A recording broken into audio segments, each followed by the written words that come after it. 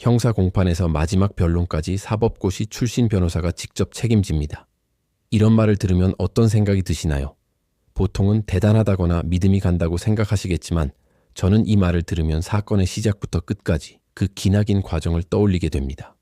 사람이 아파서 병원에 갔는데 문 앞에서 증상 몇 마디 말한다고 바로 진단이 나오진 않잖아요. 의사가 직접 보고 듣고 여러 검사를 거쳐야 어디가 어떻게 아픈지 정확히 알 수 있죠. 법률 문제도 똑같습니다. 사연 몇 줄만으로는 해결 방향을 찾기 어렵고 정밀 상담을 통해 사실관계, 시점, 증거, 절차를 하나씩 짚어봐야 비로소 어디가 꼬였고 무엇부터 풀어야 할지 답이 보입니다. 그래서 저는 상담할 때부터 사건을 꼼꼼히 분류합니다. 예를 들어 형사사건이라면 이게 경찰 조사만 잘 받으면 끝날 일인지 아니면 재판까지 갈 각오를 해야 하는지를 먼저 판단하죠.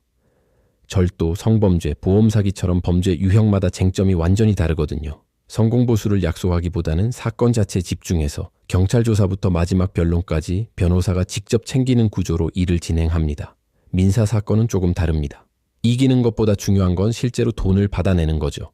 그래서 소송을 시작하기 전부터 채권 추심이나 재산 조사를 통해 실제 회수 가능성을 따져보고 강제 집행 단계까지 고려해서 사건 전체를 설계합니다. 부동산 분쟁이나 전세 사기 사건은 공인중개사 자격도 있으니 계약서와 등기부등본을 함께 보면서 권리관계를 파고들고요.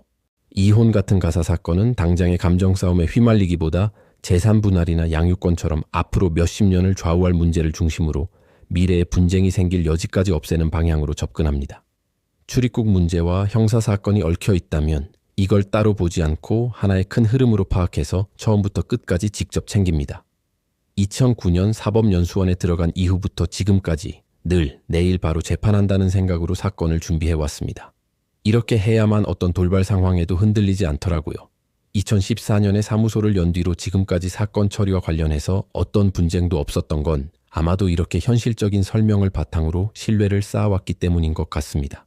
형사, 민사, 가사, 부동산, 행정사건 전반을 이런 기준으로 다루는 곳이 바로 법률사무소 아신입니다. 더 구체적인 법률 상담이 필요하시면 영상 아래 설명글을 참고해 주세요.